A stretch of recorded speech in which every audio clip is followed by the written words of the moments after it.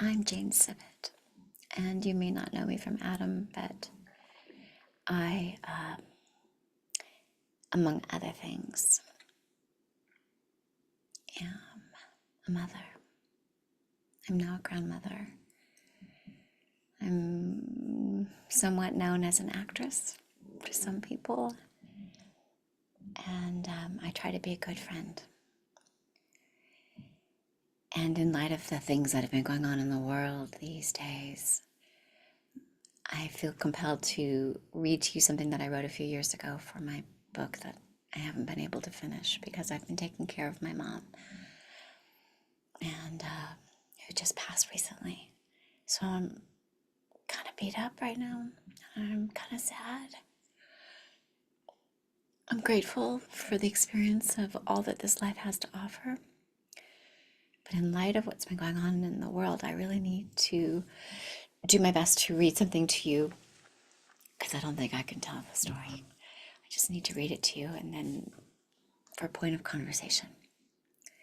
So I haven't read this in a year, so it might also be a little rough.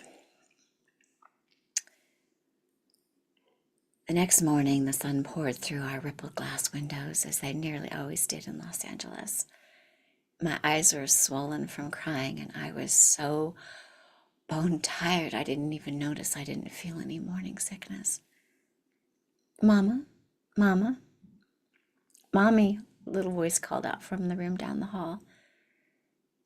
I knew Carl, my husband, had already left for the studio, and it was one of those days as an exhausted mother on baby 3. I just started going through the motions to put the world in order without thinking about much else. I had been up with our 2-year-old Kai around already a time or two, and after Carl and I had argued, which was very rare for us, trying to get our little boy to sleep in his own crib. I was ticked that he certainly felt the tension, and that's why he kept waking up. Even before Kai could walk, if we made a peep through the baby monitor, we'd hear our little boy grunt and pull himself over the rail of his crib until he'd hoist himself up and into our 4-poster bed. He was adamant, tenacious baby boy, insistent we should be having a family bed for sleeping since he arrived. Unfortunately for him, we'd been trying to get some of our romance back over inviting him. Of course, not the night before, nor the prior 3 months. My morning sickness was a tough 24-hour thing. Baby growing was hard on me, so I hadn't been much in the mood. I grabbed my new robe, and as I sat on the toilet to pee, our 4-year-old Ruby pushed through the Jack and Jill bathroom door with a book. Mommy, can you read this to me? Ruby said, pushing the lovables toward me. Just a minute, Bunny. Mommy is... But before I could finish, Kai toddled in, trying to crawl into my lap. Hi, Kyrie. Just wait. I'm going potty, darling. Can you play in your room? Still peeing, I tried to unlatch his little arms from around my neck. Triple tasking is just another essential skill set for any mothers of multiple children. Mommy, he cooed, I gotta go too. Good, Kai. Potty training was ongoing and had to be complete before the new baby came, no doubt, but timing in this moment was also important. Mommy's still going. Do you think you can use your little potty? Kai let go of my neck, and as I reached beside the toilet where he had his little blue potty stashed, I caught a glimpse of the toilet water beneath me. It had a pink cast. I thought this was curious, but I was more concerned that Kai had already taken off his diaper and was ready to sit on his little blue potty. I just scooted out in front of me, and I really didn't want him to start peeing on the tiny tiles under our feet. I hadn't finished cleaning myself up. I didn't want to scrub the floor. I'm thinking, I'll just get my toddler on the potty, lickety-split, and then we'll, then we'd play the big boy and big mommy on our potties together. He sat down happily on his blue potty and smiled. I love you, Mama. I love you too, Kai Gaines. I said, smiling back, reaching over to grab some toilet paper for us both. And I love you too, Ruby Lou. Ruby's sweet, thin voice sang from the other room. I love you too, Mommy. Strangely, I began to pee again. Okay, maybe it wasn't so strange. I peed a lot when I was pregnant. I just thought I was done. Good job, Mommy, Kai said, complimenting me on peeing in my potty again. And he stood up and he looked in his little potty proudly. He continued, Good job, Kai Gaines. All done. Wait, Kai. I caught his little wrist just before he tried to dash from the bathroom naked, dribbling and free. We have to wipe. I'm a big boy. I just shake. He laughed as if I'd made a silly mommy joke. Oh, no, honey, only Daddy shakes, and when you're bigger, you can shake after peeing too. You have to wipe and then wash your hands, okay? No, I'm a big boy like Daddy, he squealed, and I laughed again. I peed a little more. Kai leaned in, coiling the spring of his little self and poking my belly, saying, Good job, Mama. Thank you, Kai, but... And he wiggled free. Oh, he was strong and adorable, and I just didn't feel like fighting him. Honey, I called after him as he slipped back through the kid's bedroom door. Don't you want to help dump your pee into the big toilet with me, Kai? Come back. I'm going to clean up like a big girl, and then... Looking down into the toilet as I went to wipe, I gasped. It was no longer pink. Just pale pink. It was dark pink.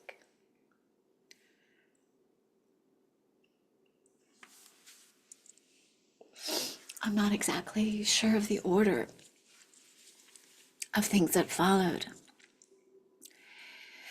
I tried to clean myself up, but it just kept coming. Kai returned to help me dump his pee, but we ended up dumping it into the sink, which was fun for him and new for us.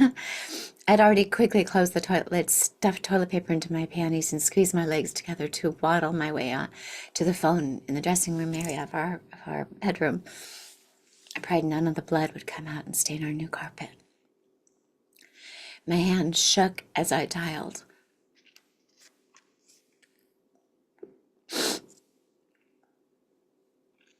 Carl's office number.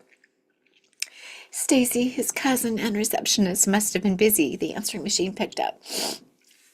Hey, Carl, please come home as soon as you hear this. Something is wrong. And I hung up quickly before a tear could escape. He was easily an hour or more away in rush hour traffic, and I didn't know when he would get the message. He had important meetings that day, and I'm sure I left a message for my OBGYN too, but I can't remember. I went back into the bathroom and pulled the royal blue fleece robe up tight over my back so the belt wouldn't fall into the toilet, and I began to shake uncontrollably. There were red stains on my inner thighs now. When Kai peered back at the door again with another, Good job, Mama. Good potty. I thanked him again, but a little too quietly. He stopped, sensing something was different, then looked at me. And then, like a good actress mama, I conspiratorially told the kids that I had an idea. How about we make the bathroom a fort for a little while? It's kind of chilly, but you both could help me, huh? Your mama might have to go potty again. That sounded like a good game for them. So Ruby dragged in her little hand-painted wooden rocking chair and did her best to cover the cold little black and white hexagon tiles with every blanket from their room, and Kai supplied us with all the toys he could carry in his 5 loads.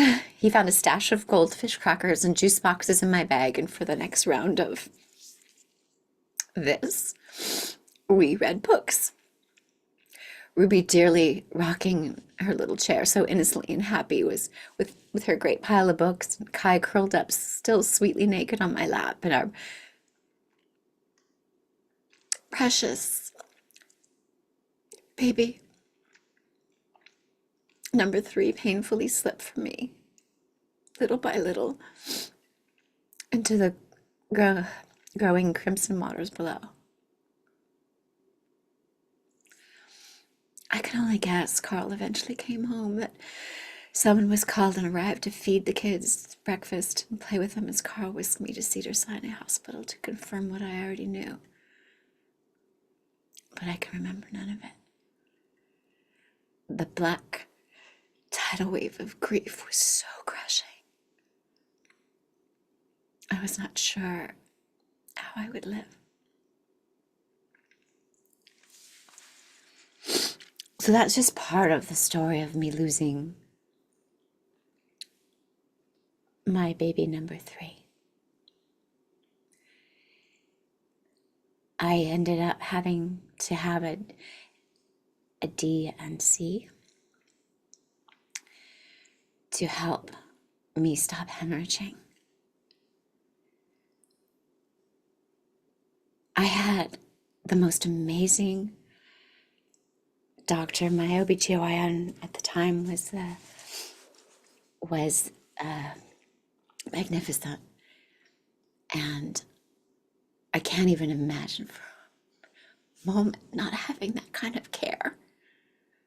Compassionate care with nurses and doctors all around to help me stop bleeding as I was going through the worst pain I'd ever experienced in my life.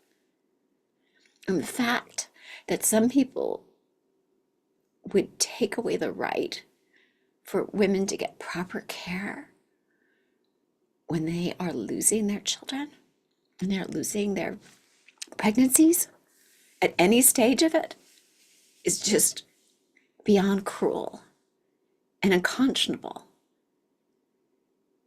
I'm just one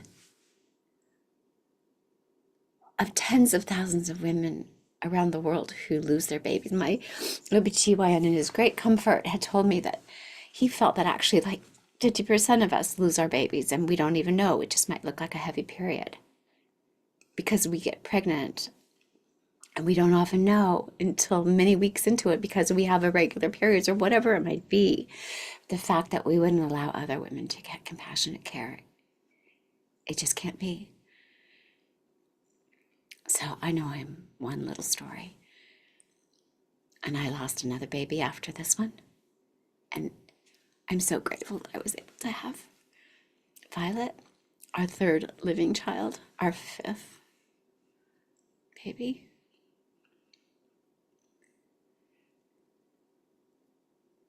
I just pray wherever you are in hearing this, that you understand the ramifications of improper health care for women are long lasting. And I had the best of care and I still grieve. Don't put women through this. It's cruel and inhumane. Please vote. Please vote for women to be able to make these decisions and have these opportunities for proper health care. Let that be between the woman, her doctor, and her family. No government has any right to do anything but support the health and happiness and the decisions that we have to make on our own with those who love us and support us. Please keep government out of our bodies, please.